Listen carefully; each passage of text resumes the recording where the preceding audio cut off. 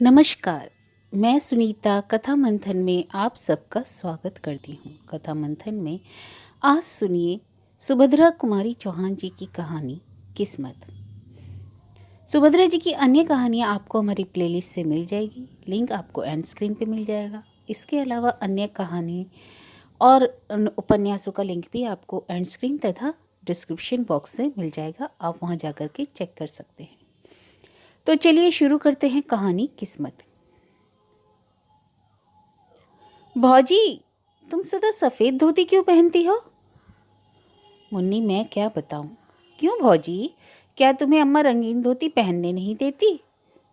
नहीं मुन्नी, मेरी किस्मत ही पहनने नहीं देती। अम्मा भी क्या करेगी? किस्मत? किस्मत कौन है भौजी? वह भी क्या अम्मा की तरह तुमसे लड़ा करती है और गालियां देती है? 7 साल की मुन्नी ने किशोरी के गले में बाहें डालकर पीठ पर झूलते हुए पूछा, कहाँ है किस्मत? मुझे भी बता दो भौजी। सिल पर का पिसा हुआ मसाला कटोरी में उठाते हुए किशोरी ने एक ठंडी सांस ली। बोली, किस्मत? किस्मत कहाँ है मुन्नी, क्या बताऊं? आंचल से आंसू पोंछकर किशोरी ने तरकारी बघार दी। खाना तैयार होने में अभी आधे घंटे की देर थी। इसी समय मुन्नी की माँ गरजती हुई चौके में आई और बोली, 10 साढ़े 10 बज रहे हैं, अभी तक खाना भी नहीं बना। बच्चे क्या भूखे ही स्कूल जाएंगे? बाप रे बाप, मैं तो इस कुलछनी से हैरान हो गई। घर में ऐसा कौन सा भारी काम है जो समय पर खाना भी नहीं तैयार होता है? दुनिया में सभी औरतें काम करती हैं, या तू अनोखी काम करने वाली है? एक सांस में मुन्नी की माँ इतनी बातें कह गई और पट्टा बिछाकर चौके में बैठ गई। किशोरी ने डरते डरते कहा, अम्मा जी, अभी तो 9 ही बजे हैं, आधे घंटे में सब तैयार हो जाता है, तुम क्यों तकलीफ करती हो? चिमटा खींचकर किशोरी को मारती हुई सास बोली, तू सच्ची और मैं झूठी? 10 बार से कह दिया कि जबान न लड़ाया कर, मुंह चलाए ही चली जाती है। तू भला किस घमंड में है? तेरे सरीखी 50 को तो मैं उंगलियों पर नचा दूं। चल हट, निकल चौके से। और आंखें पोंछती हुई किशोरी चौके से बाहर हो गई। जरा सी मुन्नी अपनी माँ का यह कठोर व्यवहार विस्मय भरी आंखों से देखती ही रह गई। किशोरी के जाते ही वह भी चुपचाप उसके पीछे चली, किंतु तुरंत ही माता की डांट से वह लौट पड़ी। इस घर में प्रायः प्रतिदिन ही इस प्रकार होता रहता है। बच्चे खाना खाकर समय से आध घंटा पहले ही स्कूल पहुंच गए। खाना बनाकर जब मुन्नी की माँ हाथ धो रही थी, तब उनके पति राम किशोर मुवक्किलों से किसी प्रकार से छुट्टी पाकर घर आए। सुनसान घर देखकर बोले, अरे बच्चे कहाँ गए सब? नथुने फुलाती हुई मुन्नी की माँ ने कहा, स्कूल गए और कहाँ जाते, कितना समय हो गया, कुछ खबर भी है? घड़ी निकालकर देखते हुए रामकिशोर बोले, अरे अभी तो 9:30 ही बजे हैं, मुझे कचहरी भी तो जाना है ना। मुन्नी की माँ तड़प कर बोली, जरूर जरूर तुमने सुन लिया होगा, दुलारी बहू ने 9 कहा था और तुम 9:30 पर पहुंच गए। इतना ही क्या कम किया? तुम उसकी बात को झूठी होने दोगे? मैं तो कहती कि इस घर में नौकर चाकर तक का मान मुलाहिजा है, पर मेरा नहीं। सब सच्चे और मैं झूठी।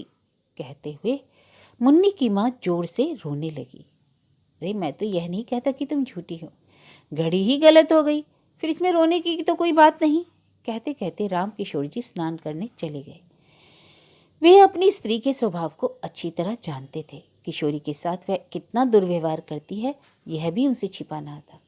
जरा जरा सी बात पर किशोरी को मार देना और गाली दे देना, ये तो बहुत ही मामूली बात थी। यही कारण था कि बहू के प्रति उनका व्यवहार बड़ा ही आदर और प्रेमपूर्ण होता। किशोरी उनके पहले विवाह की पत्नी के एकमात्र बेटे की बहू थी। विवाह के कुछ ही दिन बाद निर्दयी विधाता ने बेचारी किशोरी का सौभाग्य सिंदूर पहुंच दिया। उसके मायके में भी कोई न था। वह अभागिनी विधवा सर्वथा दया ही का पात्र थी, किंतु ज्यों ज्यों मुन्नी की माँ देखती कि राम किशोर जी का व्यवहार बहू के प्रति बहुत ही स्नेहपूर्ण होता है, त्यों त्यों किशोरी के साथ उनका द्वेष भाव बढ़ता ही जाता। राम किशोर अपनी इस पत्नी से बहुत तपते थे। इन सब बातों को जानते हुए वे किशोरी पर किए जाने वाले अत्याचारों को रोक ना सकते थे। 100 की सीधी बात तो यह थी कि पत्नी के खिलाफ कुछ कहकर वे अपनी खोपड़ी के बाल ना नुचवाना चाहते थे, इसलिए बहुधा वे चुप ही रह जाया करते। आज भी जान गए कि कोई बात तो जरूर हुई है और किशोरी को ही भूखी प्यासी पड़ा रहना पड़ेगा। इसलिए कचहरी जाने से पहले किशोरी के कमरे की तरफ गए और कहते गए, भूखी ना रहना बेटी, जरूर रोटी खा लेना, नहीं तो मुझे बड़ा दुख होगा। रोटी जरूर खा लेना, नहीं तो मुझे बड़ा दुख होगा। राम किशोर का यह वाक्य मुन्नी की माँ ने सुन लिया। उनके सिर से पैर तक आग लग गई। मन ही मन सोचा, इस चुड़ैल पर इतना प्रेम, कचहरी जाते जाते उसका लाड़ कर गए, खाना खाने के लिए खुशामद कर गए, मुझसे बात तक करने की फुर्सत ना दी। खाएगी खाना, देखती हूँ क्या खाती है, अपने बाप की हड्डी। मुन्नी की माँ ने खाना खा चुकने के बाद सबका खाना उठाकर कहारिन को दे दिया और चौका उठाकर बाहर चली गई। किशोरी जब चौके में गई तो सब बर्तन खाली पड़े थे। भात के बटुए में 2-3 कण चावल के लिपटे थे। किशोरी ने उन्हीं को निकालकर मुंह में डाल लिया और पानी पीकर कोठरी में चली आई। आज राम किशोर जी कचहरी में कुछ काम न होने के कारण जल्दी ही लौट आए।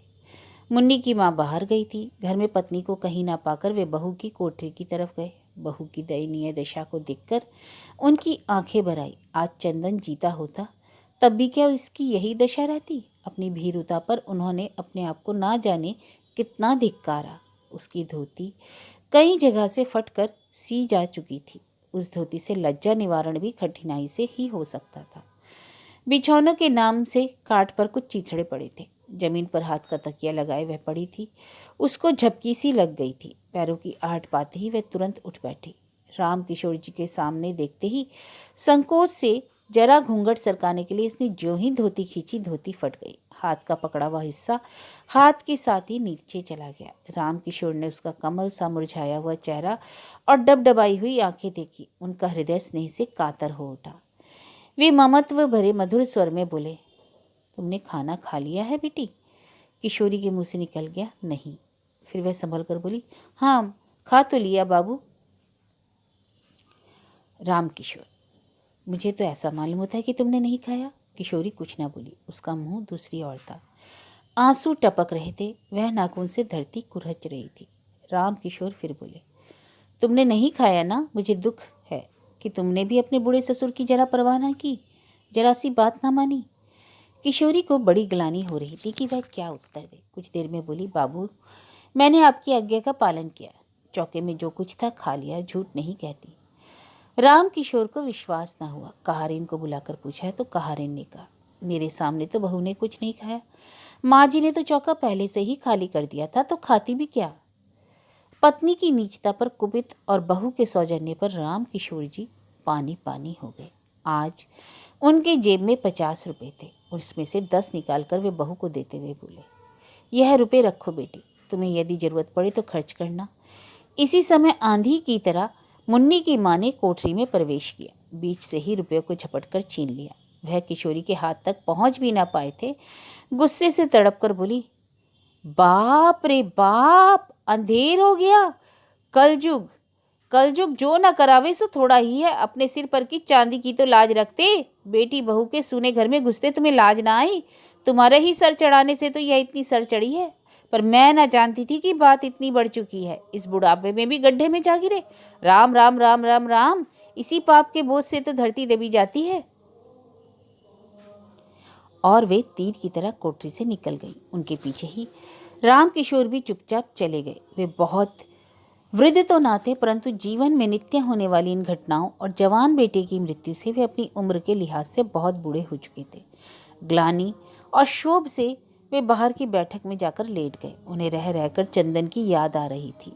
तकिए में मुंह छिपाकर वह रो उठे। पीछे से आकर मुन्नी ने पिता के गले में बाहें डाल दी। पूछा, क्यों रोते हो बाबू? राम किशोर ने विरक्ति के भाव से कहा, अपनी किस्मत के लिए बेटी। सवेरे मुन्नी ने भौजी के मुंह से भी किस्मत का नाम सुना था और उसके बाद उसे रोते देखा था। इस समय अब उसने पिता को भी किस्मत के नाम से रोते देखा तो उसने विस्मित होकर पूछा, किस्मत? किस्मत कहाँ रहती है बाबू? क्या वह अम्मा की कोई लगती है?